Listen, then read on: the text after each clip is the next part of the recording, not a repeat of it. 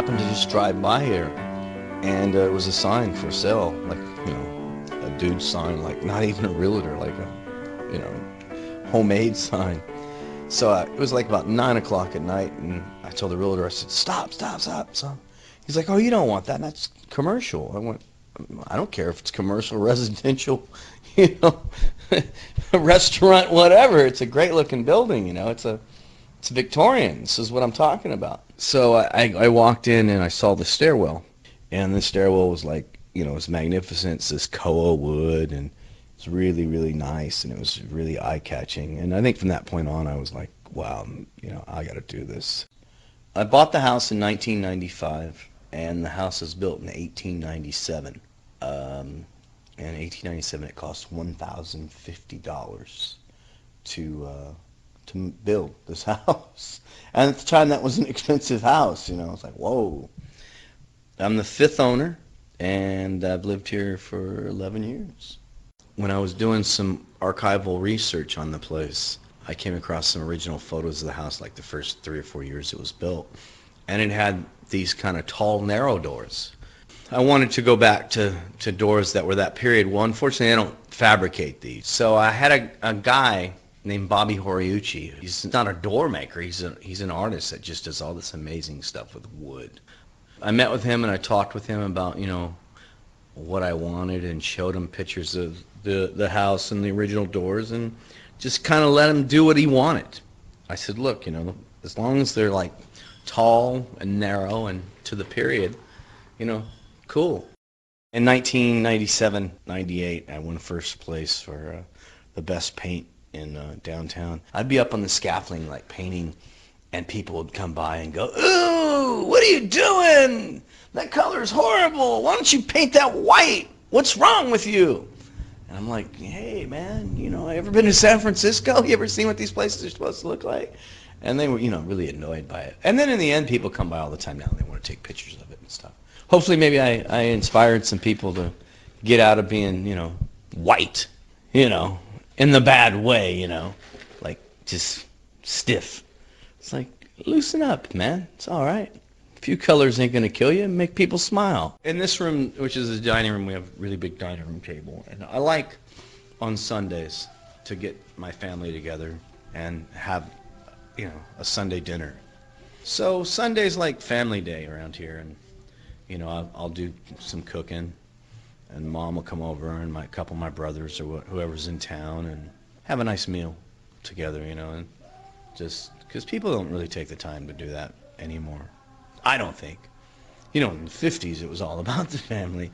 In 2006, it's, you know, society's changed so much. This is one of my favorite records on there. Look at all the dirt on that record.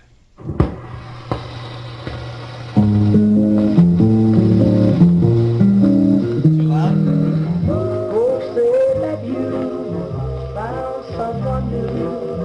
Sam Cooke. First single. I bought the jukebox in Minneapolis from a guy called Pete that used to sell his vintage guitars. And I was there to buy my Hofner bass. I have a 1964 Hofner bass that I've played since like 88 or something on, you know, various Tesla records and stuff.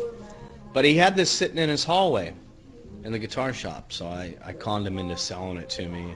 And it's a 1933 Wurlitzer Model B jukebox that plays nothing but 78s, and it's you know, it's great. It's got this nostalgic old sound.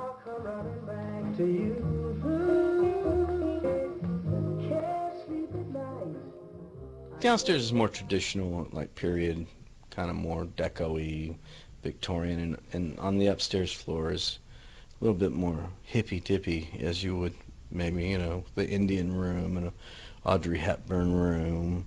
Well, you can't have an Indian room and an Audrey Hepburn room without having a Beatles room, right? Like I tell people, on the 8th day, God created the Beatles. So the Beatles, you know, they're the reason I got into music and stuff, and it was like the first record I ever can recall hearing was Revolver. From that day on, I've been a Beatle freak. This friend of mine and his wife, Darren Wood and Christy Wood, Darren's actually a singer in another band I play in when I'm not playing with Tesla called Soul Motor. They're artists, and we talked about painting this Beatles mural up in that little kitchen, and it wound up taking the whole kitchen. This room, right, is really cool, and my wife did this room for me on my birthday. I went away on tour and I came back and she had it all Indianed out. All these saris up on the ceiling hanging, and these kind of Indian pillows and curtains and incense and all this stuff. And I can sit up here and play the piano and look out the window and see people go by. And if it's a nice sunny day, it can be, pretty inspiring. Or at night, people be going back and forth down J Street, to Harlow's and stuff, and going kind of crazy, and all the street noise, and that can actually be inspiring as well. So very inspirational, this room. Sit in here and play and write songs. 56 channel Neve console that was in the Village Recorders in Los Angeles. Steely Dan recorded on this console, Fleetwood Mac among many others, and I got it about 4 years ago. Put it in the studio, built a studio around it. I had the console first and then decided to build the studio around it. She's an old Betty. She's like an old Cadillac.